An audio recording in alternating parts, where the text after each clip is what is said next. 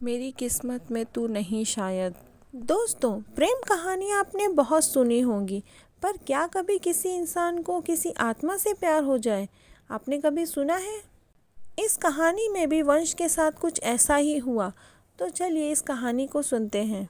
वंश जिस कंपनी में काम करता है उससे उसका घर 10 किलोमीटर दूर है।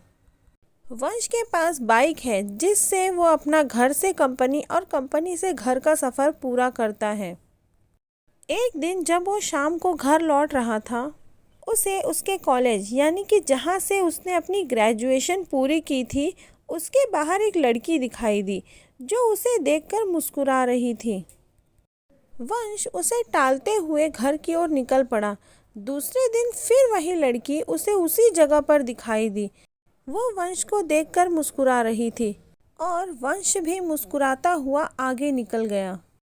वंश को उसकी प्यारी सी मुस्कान से प्यार हो गया था, लेकिन कभी रुकने की कोशिश नहीं की उसने। कई दिनों तक यही सिलसिला चलता रहा। फिर एक दिन जब वंश अपने घर जा रहा था, तब वो लड़की वहाँ नहीं दिखाई दी। वो बेचैन हो गया, लेकिन उसके बारे में वो कुछ जानता भी नहीं था।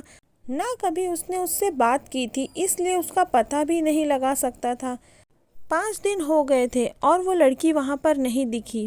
वंश कई बार तो अपनी कंपनी से जल्दी निकलकर उसका इंतज़ार भी करता, पर वो उसे नहीं दिखी। एक दिन वंश के मोबाइल पर किसी अनजाने नंबर से फ़ोन आया। जब उसने फ़ोन उठाया तो एक लड़की बोली।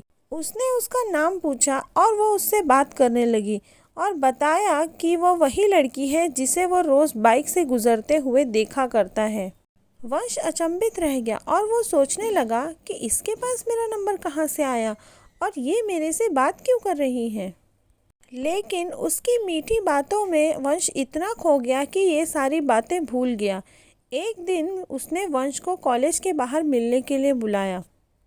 वंश और उसका दोस्त दोनों बाइक पर उससे मिलने के लिए चले गए, क्योंकि कभी वो उस लड़की से अकेले मिला नहीं था, इसलिए वो घबरा रहा था।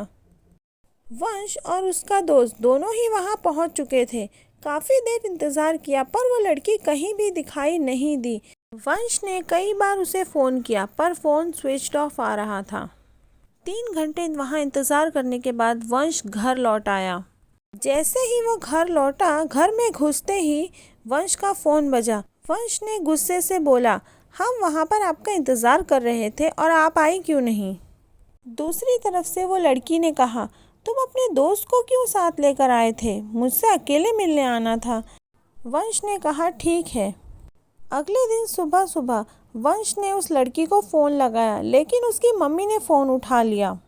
वंश एक बार तो डर गया, लेकिन कॉलेज के प्रोजेक्ट का बहाना कर उससे बात करने को उसकी मम्मी को कहा।